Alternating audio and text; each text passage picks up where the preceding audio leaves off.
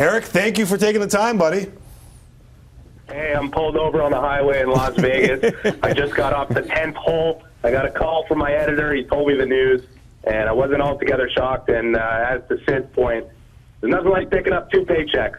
Oh, this is kind of shocking, I think, to most people. I know we read your column yesterday verbatim at points on the air. The first line of the column said, "It's hard to imagine Michel Therrien dodging this bullet." Did you think it would be here and now that he would be dodging this bullet, or actually not dodging the bullet?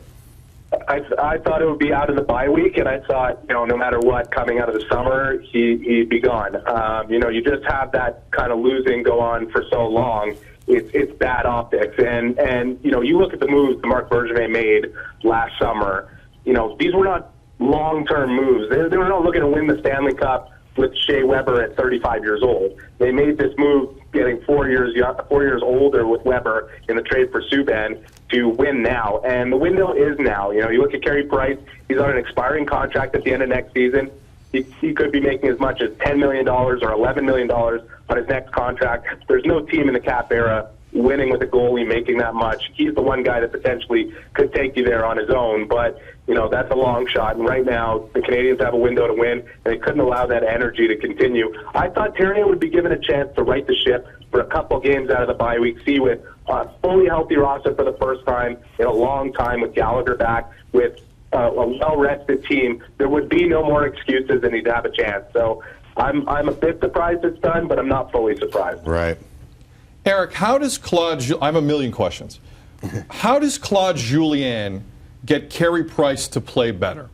How does Claude Julien get other guys not named Pacioretty and Radulov to score? Well, there's a Galchenyuk there, too. And Galchenyuk as well. Mm-hmm. How does Claude Julien get the blue line to tighten up? I love Claude Julien. He has a great rep. He has a ring. I don't. But this is a tough task, isn't it?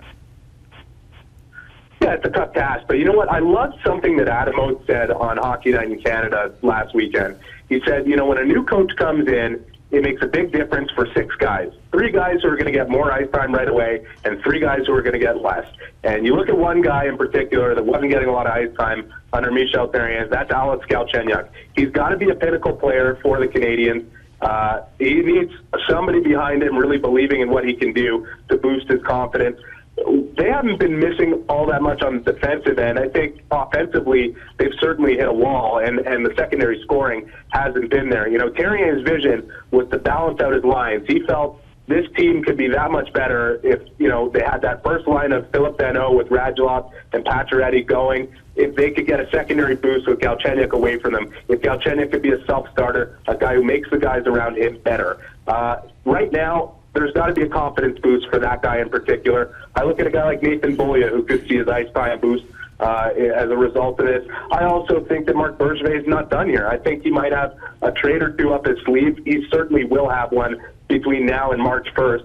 I think if it was easier to make, maybe Michel Therrien wouldn't have been fired as quickly as he was. But the other side of it is, they have this caveat about having a French coach, a guy that can at least speak the language. And when the best one available is on the market, it just, with things going the way they were, it was clear that Marc Bergevin wasn't going to wait any longer. And I think, the renewed energy could bring the habits back. You hear Carey Price with a comment saying, we seem to have lost our identity and we need to reset. That's telling. I think Price obviously has to pick up his game. He's a guy that I would bet on doing that, considering his track record over the last 3-4 years. And we'll see what it results for everybody else. They come out of the bye week with 1 practice on Friday and then a 2 p.m. game against Winnipeg on Saturday. So it's going to be wild. Bring the habits back in more ways than one. I'm surprised that Claude Julien wanted to go right back to coaching. How much of this do you think has to do with the fact that he can go in the division against the team that just fired him in a rivalry that is as deep as any in the NHL? Do you think that played a factor in his willingness to take this job so quickly? No, I think it's a bonus. I think he gets 2 paychecks, and he gets to do some unfinished business. He didn't win a cup in Montreal. He was fired here. He went to New Jersey, was fired there. Had his great run in Boston, was a phenomenal coach. learned a lot on the fly and became the guy he is now. And the opportunity to come back to Montreal, which is close to home, what an opportunity. And to coach a team that he must believe has the ability to win. And I think Bergevin believes this team has the ability to win, and I think a lot of the guys in that locker room believe they have the ability to win, and it's going to be really interesting to see this all come together. The other side of it, Michel Therrien.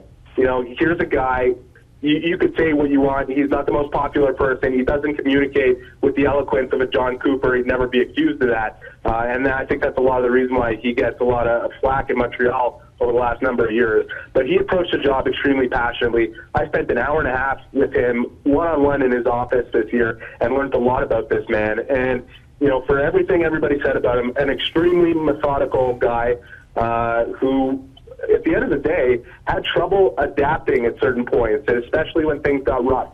And one thing I noticed with the Canadiens over the last few weeks, they were in games, they were playing hard, but they were not dictating play. And if you do not dictate play in this fast-paced NHL, you're going to have a hard time winning, and it's going to put a lot of pressure on your goalie. They need to take some pressure off Price. That's the one other thing here. Are they going to let Carey Price continue to take so much heat when the coach is above him and things are going on like this? I didn't think that was going to last very long. Right. Guys, quick note on this from Chris Johnson of Sportsnet.ca. He's just tweeting out all assistant coaches will be retained. So the only change behind and Eric Engels, who, as I said, Engels is reporting that all assistant coaches will be retained. Thank you, Eric, for that.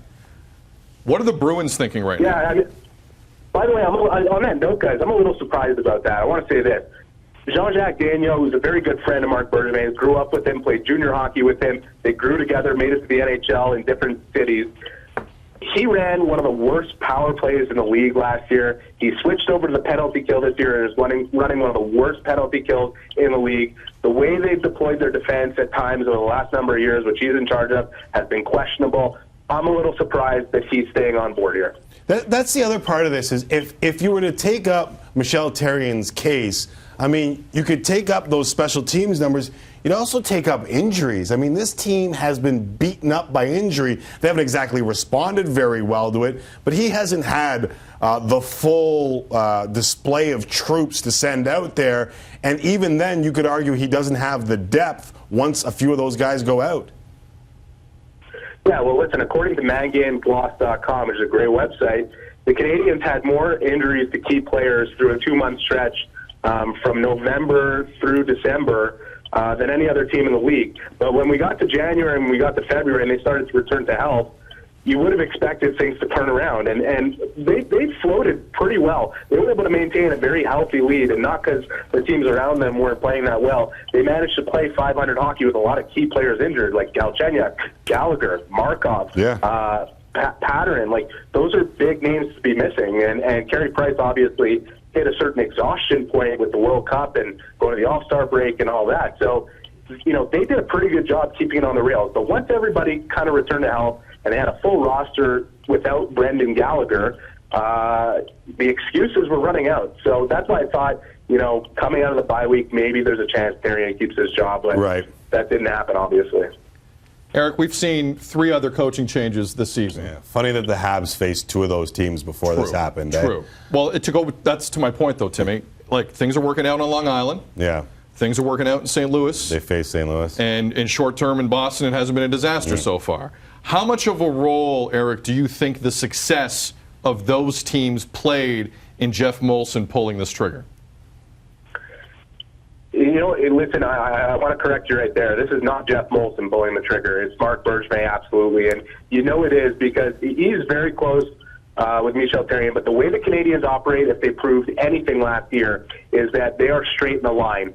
There's no going over the GM's head. Jeff Molson has not stepped in this situation. I can guarantee that. This was Marc Bergevin's call.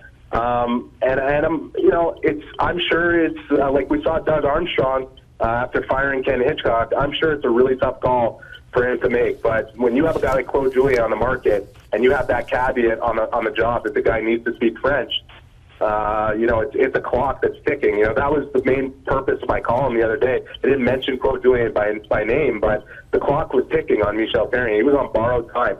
And whether it happened now or it happened a little later, it was going to happen this summer because with Claude Julien there, he was going to get that job. How do you think the team will react to this?